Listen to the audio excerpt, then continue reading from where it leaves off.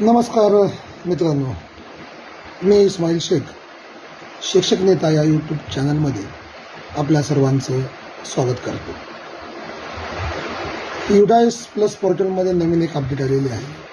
आपण पूर्वी युडायसमध्ये आपल्या शाळेमध्ये प्रवेश झालेला विद्यार्थी हा इम्पोर्टच्या माध्यमातून आपल्याकडे घेत होतो, परंतु आता सरळप्रमाणेच आपल्याला आता युडायस प्लसमधून त्या शाळेमध्ये रिक्वेस्ट पाठवता येते व ती रिक्वेस्ट पाठवल्यानंतर त्या शाळेने सरळप्रमाणे अप्रूव्ह केलं की तो विद्यार्थी आपल्या शाळेमध्ये प्रवेशित होतो. त्यामुळं अतिशय विद्यार्थी देवाणघेवाण घेण्याचं काम अतिशय सोपं झालेलं आहे. सरळप्रमाणेच आपल्याला युडायस पोर्टलमध्ये आता रिक्वेस्ट पाठवता येणार आहे. त्याचं प्रात्यक्षिक या ठिकाणी मी आपल्याला करून दाखवतो.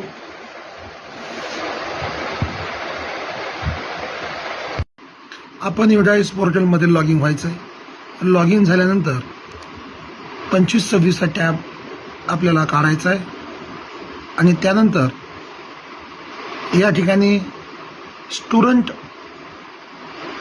रिलीज रिक्वेस्ट नावाचा एक ऑप्शन आहे, त्याला क्लिक करायचं आहे आणि या ठिकाणी तुम्हाला स्टुडंट रिलीज मॅनेजमेंट विथ स्टेटला क्लिक केल्यानंतर या ठिकाणी रिक्वेस्ट पाठवण्याचा एक टॅब ओपन होणार आहे. या ठिकाणी आपल्याला रिक्वेस्ट म्हणायचं आहे. या ठिकाणी त्या विद्यार्थ्याचा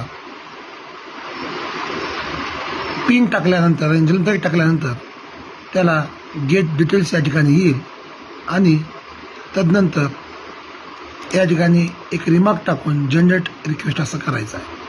ही प्रक्रिया पूर्ण केल्यानंतर ज्या शाळेमध्ये ते रिक्वेस्ट जाईल त्यानंतर पुन्हा या ठिकाणी अप्रूव्ह रिक्वेस्ट नावाचा एक टॅब आलेला आहे.